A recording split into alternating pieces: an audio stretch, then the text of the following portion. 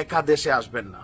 তিনি দেশ ছাড়ার পর আওয়ামী লীগের যে সকল নেতাকর্মীরা দেশ ছেড়ে পালিয়েছে, পলাতক মন্ত্রী এমপিরা আছেন, সকল নেতাকর্মীদের নিয়ে তিনি একযোগে দেশে প্রবেশ করবেন। এই মুহূর্তে বাংলাদেশে হাজারো অনৈক্য আছে রাজনৈতিক দলগুলোর মধ্যে, হাজারো বিভাজন আছে, একে অন্যের সাথে মারামারি কাটাকাটিতে লিপ্ত। যে বিভাজিত যে জাতি বা রাজনৈতিক গোষ্ঠীগুলো একটা জায়গায় কিন্তু এক হয়ে যায়, আর সে একটা জায়গা কি? শেখ হাসিনা। বলা হয়ে থাকে তিনি হচ্ছেন জাতীয় ঐক্যের প্রতীক। তবে কোন অর্থে? ওই যে এমনিতে যারা যারা মারামারি কাটাকাটিতে বিভাজিত অবস্থায় আছে, যেই মাত্র শুনে শেখ হাসিনা আসবে, যেই মাত্র শেখ হাসিনা কোনো আলটিমেটাম দেয়, এই মাত্র শেখ হাসিনা কোনো বার্তা পাঠায়, তখনই কাট করে সবগুলা শক্তি একত্রিত হয়ে যায়।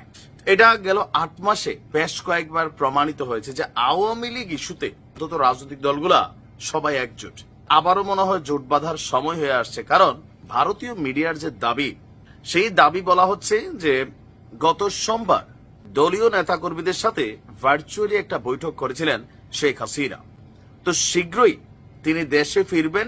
আওয়ামী লীগের সমর্থক যারা আছে তাদের উপরে বিভিন্ন জায়গায় অন্যায় অত্যাচার হচ্ছে, সবগুলা যে ইলিগেল তাও না, লিগেলি হচ্ছে। যেমন ধরেন, একজন এমপি তিনি আদালতের মাধ্যমে জামিন পেলেন, ওই ব্যক্তি আদালত থেকে বের হওয়ার পর কোন রাজনৈতিক দলের নেতাকর্মী ছাত্র জনতার নাম দেয়া ওনাকে প্রকাশ্যে পিটাইলো, এটাই আবার পুলিশের কাছে দিয়ে দিল। এই মনে হয় আরেকটা মব কালচার এই দেশে এস্টাবলিশ হয়ে যাচ্ছে। যাই হোক, এর মধ্যে এরকম অনেক ঘটনা আছে। এই যে ঘটনাগুলা, কারো বাড়িতে ভাঙচুর হয়েছে, যারা সন্ত্রাসী কর্মকাণ্ড করছে তারাও যেমন বিপদে পড়ছে, আবার আওয়ামী লীগ করতেও কিন্তু ভালো মানুষ, তারাও বিপদে পড়ছে। তো এই যে অবস্থা, সে অবস্থার জন্য তিনি বলছেন যে চিন্তা করবেন না, আমি আসতেছি।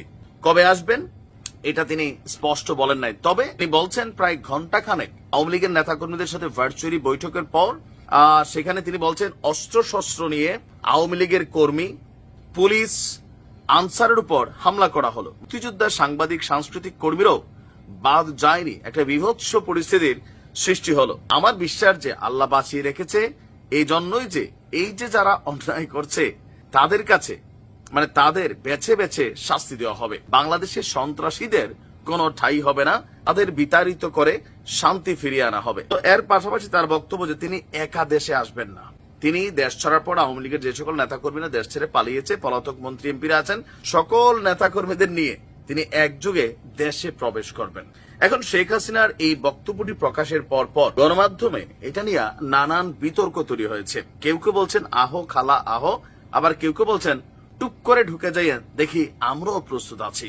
এই মুহূর্তে শেখ হাসিনা আদৌ কি বাংলাদেশে ফিরবেন? আপনার কি মনে হয় যে এই মুহূর্তে এতটুকু সাহস তিনি দেখাবেন কিনা? আসলেই তিনি এমন কোন সিদ্ধান্ত নিয়ে বসেন, তাহলে দেশের মধ্যে কি পরিমাণ অরাজক বিশৃঙ্খল পরিস্থিতি তৈরি হবে। এই যে একটা উত্তাল ঝড় উঠবে, সেই ঝড় 5ই আগস্ট যেই পরিমাণ জীবন না হারাইছে মানুষ, থেকে 10 গুণ পড়বে। আমার মনে হয় না যে তিনি এই মুহূর্তে এই ধরনের কোনো সিদ্ধান্ত নিবেন। রাজনৈতিক বিশ্লেষকরা বলছেন এটা বেসিক্যালি রাজনৈতিক যারা নেতাকর্মী আছেন তাদেরকে মানসিকভাবে চাঙ্গা রাখার জন্যই তিনি এই ধরনের বক্তব্য দিচ্ছেন।